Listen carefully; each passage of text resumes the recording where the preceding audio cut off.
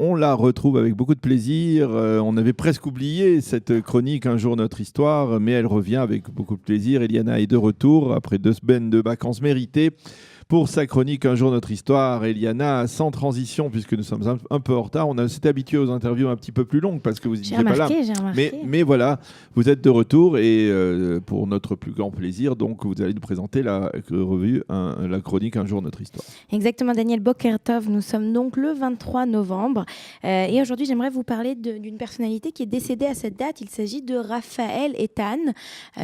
Alors là, ce qui est intéressant, c'est que quand on dit Raphaël Eitan, il est mort. Oui. Il y a 2 options pour Raphaël Eitan. On se dit, est-ce que c'est Rafi Eitan ou Rafoul Eitan, n'est-ce pas? Et je dois vous dire qu'en fait, je vais vous parler de Rafoul ce matin, donc de l'ancien chef d'état-major de l'État d'Israël, donc est mort à cette date-là, tandis que Rafi Eitan est né à cette date-là. Donc les deux ont quelque chose avec le 23 novembre. Rafi Eitan, c'est un des chefs du Mossad israélien qui était même ministre et qui est toujours vivant. On lui souhaite longue vie. C'est lui qui a capturé Adolf Eichmann. Exactement. Donc c'était intéressant ce matin. J'ai remis mes lunettes. Il a 95 ans. Voilà. J'ai remis mes lunettes pour voir si j'avais bien compris qu'on parlait. Alors parlons de Rafoul. Alors Rafoul, il est né. Ça, c'était un personnage. Voilà. J'imagine que vous avez dû l'interviewer. Il n'avait pas de problème, à mon avis. Il aurait peut-être pas eu le même problème dont on a parlé, celui dont on a parlé avec Olivier Rafovitz concernant la ligne à adopter au niveau de l'armée israélienne. Mais enfin bon, c'est un autre débat. Vous l'avez interviewé déjà? Je pense que oui. Il me semble. Je ne suis pas sûr. Ça vous a marqué en tout cas. Enfin non, c'est pas que ça m'a marqué ou pas, mais il parlait pas français, donc c'était plus difficile. Mais en tout cas, on l'a connu à plusieurs reprises. Alors, il est né un 11 janvier 1929. Il naît donc à Tel Hadashim, qui est donc à côté de... Il a toujours vécu. Voilà, c'est un moshav dans la vallée d'Israël, un peu plus au nord d'Afula, où il était donc très attaché à cet endroit. Alors, il faut dire que c'est le petit dernier d'une famille de 5 enfants. Son père a été un des premiers créateurs de l'organisme Hashomer, dont on a déjà parlé à plusieurs reprises, donc cet organisme de défense. L'ancêtre de la Haganah. Exactement, voilà. Ah oui. Il faut dire qu'il reçoit une éducation, je ne vais pas dire militaire, mais spartiate. Son frère, d'ailleurs, fera carrière à la police pendant de nombreuses années, donc ça vous montre que la discipline reçue à la maison a fait ses résultats, voilà, on va dire ça comme ça. Et donc, il grandit donc à Tel Hadashim. À l'âge de 15 ans, il va rejoindre la Haganah, donc en 1944. Et puis, il va rapidement s'y faire connaître comme un très bon soldat. Et c'est ainsi qu'à la création de l'État... Très téméraire. Voilà, très téméraire. Ça, c'est une photo de lui quand il était à la Haganah. Je pense qu'à la Haganah, à cette époque-là, on avait encore le droit d'avoir des cheveux, parce qu'après, quand on passe... Et puis, on va passer à une autre image, qui est une image extrêmement connue. Et on a une belle brochette. C'est la belle époque des parachutistes. Et surtout de l'unité 101. Voilà. Alors, l'unité 101, c'était les premiers parachutistes. Alors, on peut voir au centre, on reconnaît Moshe Dayan, qui à l'époque était le chef d'état-major. Et juste à côté, à la gauche de Dayan, on a Ariel Sharon. À la gauche d'Ariel Sharon, on a... Meir Ben-Zion, Artion. Meir Artion, exactement. Et à droite, on a Dani Matt. Voilà, Dani Matt. Beaucoup de généraux brillants, très courageux. Et en dessous, à demi agenouillés, accroupis, eh bien, c'est... à droite, c'est Rafi Eitan. Raphaël Eitan. Et donc, déjà à cette époque, il se fait connaître donc, comme un très bon soldat.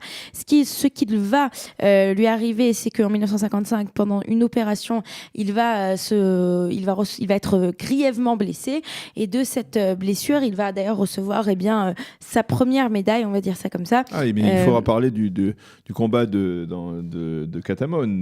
Rafoul était dans le combat de Katamon pendant la guerre d'indépendance, de Saint-Simon, pour être précise, Daniel, si je peux me permettre. Donc il va se faire connaître comme étant, comme vous l'avez dit, un soldat très téméraire et un bon soldat, et c'est ainsi qu'il va continuer à se faire connaître à l'armée. Il faut aussi rappeler que pendant la guerre de Kippour, vous savez ce qu'il a fait pendant la guerre de Kippour? Il a détruit des chars syriens au bazooka en route. Voilà, c'est un soldat qui était véritablement très courageux et très reconnu pour ses capacités. Et c'est ainsi qu'en avril 1978, il va devenir Vous connaissez son opération à Beyrouth, l'opération célèbre où il était le chef d'un commando de l'armée israélienne qui a miné des avions sur l'aéroport de Beyrouth, international de Beyrouth, et après avoir miné les avions, après avoir donc posé des explosifs, il est allé prendre un café à la cafétéria de l'aéroport. Ça fait partie de son personnage. Voilà. Et c'est surtout tout ce qu'on dit maintenant, c'est encore plus saisissant quand on va parler de son décès, parce que sa vie et son décès ne vont pas du tout ensemble. Donc en 1978, il va devenir le chef d'état-major de l'État d'Israël. Il faut savoir que c'est le chef d'état-major le plus long. C'est la personne qui va être... on en a parlé il y a quelques semaines justement parce qu'on change de chef d'état-major en ce moment à Tzahal. Et lui, justement, ça va être le chef d'état-major qui va être en poste le plus longtemps, puisqu'il va faire plus de 5 ans. Hein. C'est quand même assez surprenant d'avoir une période aussi longue. Et aussi, c'est lui, puisqu'il va être... donc il va être nommé en 78. Il sera le chef d'état-major de la première guerre du Liban. Exactement, de la première guerre du Liban. C'est lui aussi en 81 qui va organiser et donner le feu vert à l'opération aux Irak, donc à la destruction de la centrale nucléaire irakienne. Donc c'est quand même une personnalité très connue. Et puis après la guerre du Liban et puis après sa période en tant que chef d'état-major, on avait vu, je ne sais pas si on a vu l'image là quand il était chef d'état-major. Alors une particularité aussi très importante à raconter quand il était chef d'état-major, à part le fait qu'il a réinstauré une discipline plus stricte à l'armée. Et il a créé les Nahar Rafoul. Voilà, on y arrive. Alors les Nahar Rafoul, c'était lui... on pourrait parler de Rafoul pendant des heures. Mais je vois, vous aimez bien ce sujet. Je suis contente d'être revenue avec un sujet qui vous plaise. Et les Nahar Rafoul, c'est important d'en parler. C'est en fait, il a créé à l'armée un programme d'intégration pour des jeunes, surtout des jeunes venus des milieux défavorables. Voilà, exactement, défavorisés, afin de les aider à s'intégrer. C'est un programme qui a duré donc de 78 jusqu'à 2018, ça a duré de nombreuses années. C'est terminé il n'y a pas longtemps. Voilà, il n'y a pas longtemps, on a décidé que finalement, on n'avait plus besoin d'avoir un programme spécialisé et que l'armée le faisait dans tous les cas, mais c'est sûr qu'il avait ce côté... il a sauvé de nombreux jeunes grâce à l'armée qui se sont intégrés dans la société israélienne parfaitement. Exactement, voilà. Et puis, quand il finit son rôle à l'armée, il va rentrer en politique. C'est ainsi qu'en 1983 qu'il va rentrer en politique et il va en politique, il va créer le parti Tzomet, exactement, qui est un parti conservateur de droite. De droite, voilà. Il va d'ailleurs être en politique, il va être ministre à plusieurs reprises, ministre de l'Agriculture, et puis ensuite il va se retirer de politique en 1999, et puis il va finir sa vie de façon très...